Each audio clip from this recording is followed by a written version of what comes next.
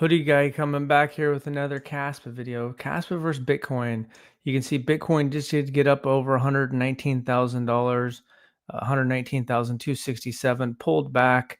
Um, Pi cycle top indicator as of yesterday, starting to get, nudging up there, getting closer. Before we dive more into it, this I saw coinglass.com bull market peak signals, and I'll share a link in this after the video is over. But it's pretty cool because it's got a lot of different indicators in one spot. So I mainly look at the pi cycle top indicator, which is saying it's about 70% there. Pull multiplier, there's a bunch of stuff. ETF to BTC ratio, Bitcoin bubble index, RSI 22 days, Bitcoin dominance, altcoin season index. So there's a bunch of different things here. I think it's pretty cool to have a bunch of different metrics in one spot. But when you get to first, we'll just take a look at the speed. Obviously, Bitcoin's one block per 10 seconds. I mean, one block per 10 minutes. And you need 6 blocks. So it's roughly 60 minutes for final confirmation. And you can see that there's just not a lot of, some of these blocks aren't full all the way. It's not peak season for a lot of activity. So sometimes the ones to the left of this,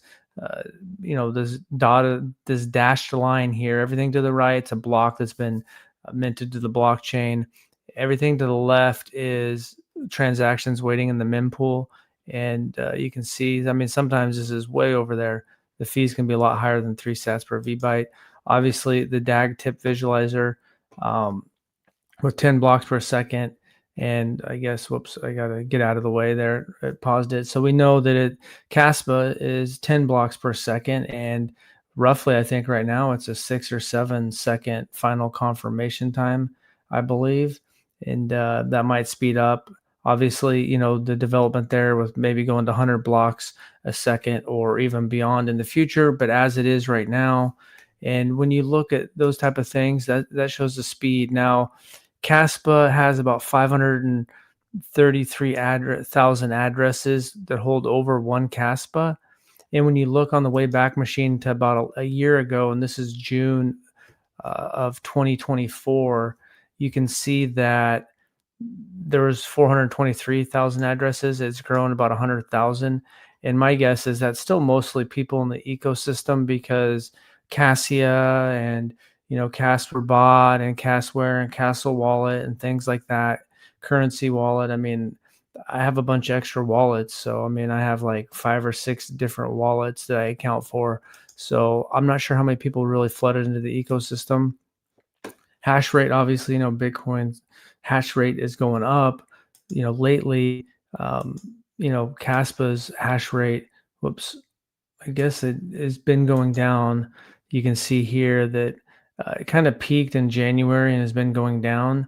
But when you look at some of the decentralization, you can see that Ant Pool via BTC FT Pool control a big portion of the hash rate. Those are mining pools. People could be free to point their miner at a different pool, but those have a lot of the hash rate there. And obviously, with the increased difficulty of Bitcoin, you really have to have a lot of computing power.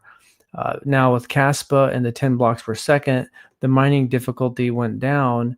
And so you'll see on X a lot of people that have, I'm not personally mining, but a lot of people that are mining at home, they're not pointed at a group. Now there are some Bitcoin people with like the bid axes and stuff that either solo mining, trying to win a block, or pointing that at a pool. So people still mine at home. They just don't get very much on Bitcoin. But some solo miners on Kaspa, now that the difficulties went down, are using some of their home miners and winning some blocks there. You can see the mining. So the difficulty for Kaspa has went down a lot because of 10 blocks per second. Now, if that upgrades, but the upgrade hasn't happened yet. As it is, Bitcoin mining is pulled back recently, but the difficulty just keeps going up and to the right. And, there's a lot of big money flowing into Bitcoin. Obviously, the market cap is a lot larger. But, right now, that seems like that's just where more people with a large amount of money feel comfortable as a store of value. And I don't think that's going to change anytime soon. Chris Hutchinson said, "My take: Bitcoin are saying they don't like Caspa because it's not proven. Neither Caspa nor Bitcoin are proven. They're proven until the network can be maintained after the block reward crutch is gone. Caspa has a test ahead of it because this is will be proven or not proven within 10 years. If within 10 years Caspa network can maintain security and decentralization with fees, Caspa is more proven than Bitcoin, even though it's much younger. Bitcoin won't be proven until 2140, and then maybe it's a little bit before that because the fees will be so much lower.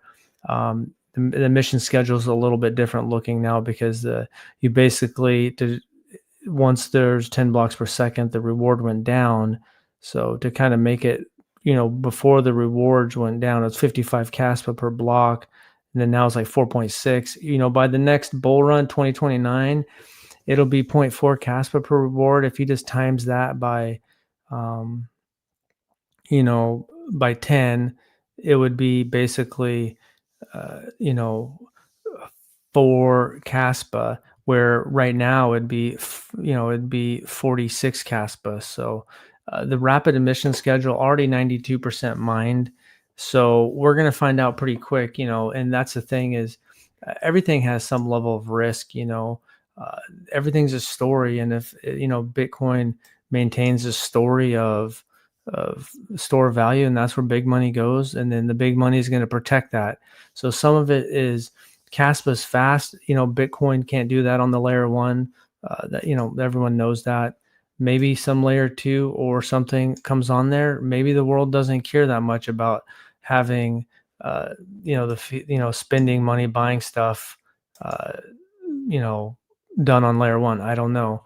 But if they want it done on layer one and the decentralized proof of work, then Caspa is really going to have a chance to shine. Now, when you look at the risk reward, Bitcoin, say this cycle would be lucky to maybe do a 2x more. I don't know. Maybe it does more than that, but I can see it maybe just 150 to 180, but maybe it gets to 240.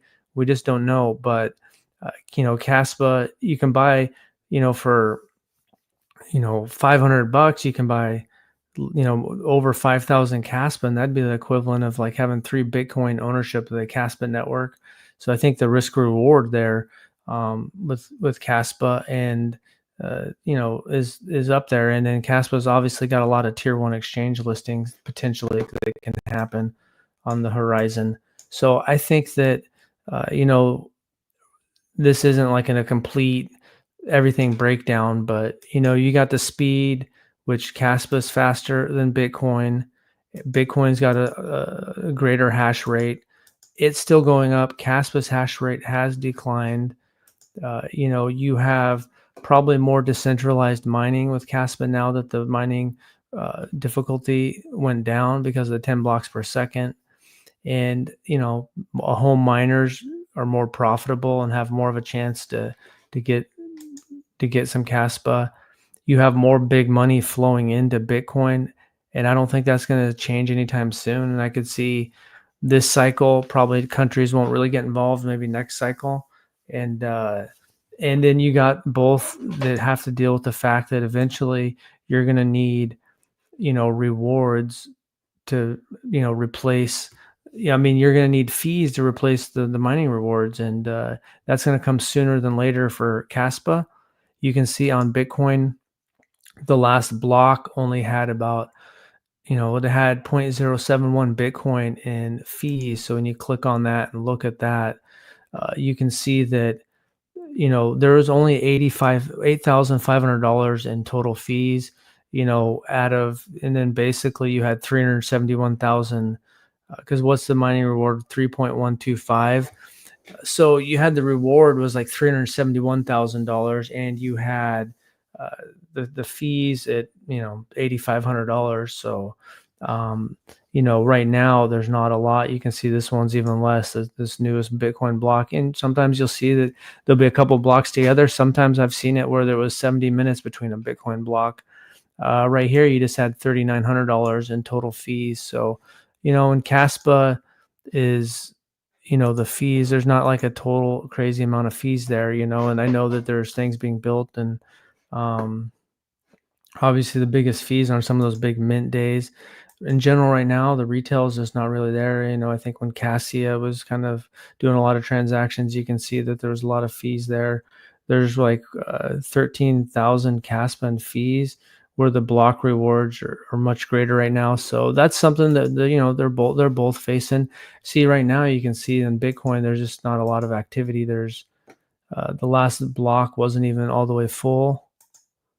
And you can see this next one doesn't have a whole lot of transactions waiting. So like their NFTs and meme coins and stuff is not peak, and that's another thing, is that retail doesn't feel like they've even piled in yet. So that's just something, but we'll see. Personally like Bitcoin and Caspa, and I think that even if you like Bitcoin, it's Caspa, the risk to reward is so good that it's hard not to pick up a bag. So I'm not a maximalist in either camp. So I don't fit into those categories. I like them both. I don't think that's going to change for a while, for the next 10 years, for as far as big money pulling into Bitcoin. None of us know the future. That's why I think it's good to have both. And we'll see how it shakes out. Maybe some way that I don't know. Since they both have a UTXO model, I don't know if there's any way that they can work together. I don't know. So that's all I got. Thanks for watching. Let me know what you think about Bitcoin versus Caspa. This isn't like the best breakdown, and I know that there's people debating on the space, but that space looked like it was 4 hours long, so I'm not going to watch that. But in terms of it's Bitcoin and Caspa, there's the technology, and then there's what market makers and the big players. And some of these big players are going to protect their money. We don't know how that's going to shake out. But the story of Caspa and getting some tier one listings, and then all of a sudden, you know, having some of the market makers wave their magic wand over it, or it just stays there and doesn't go away. You can see like Shiba Inu didn't really just fall apart, even though it's just like a garbage meme coin built on Ethereum. But it's interesting, it's exciting, and we're getting to the business end of this cycle. And you know, a lot of people still don't even have Bitcoin, and most people in the world never even heard of Caspa. So if Caspa has a successful future, the prices you can pick up even a small bag at are pretty good. So that's all I got. Thanks for watching, and have a good day. We'll just put two in one. Caspa is 100% decentralized, scalable, fast, cheap, and secure at the same time. It also only has a fixed amount of supply of tokens. Yep, they both have fixed supply, and I think Bitcoin's close to 90%. Caspa's 92% mined. So that's all I got. Thanks for watching, and have a good day.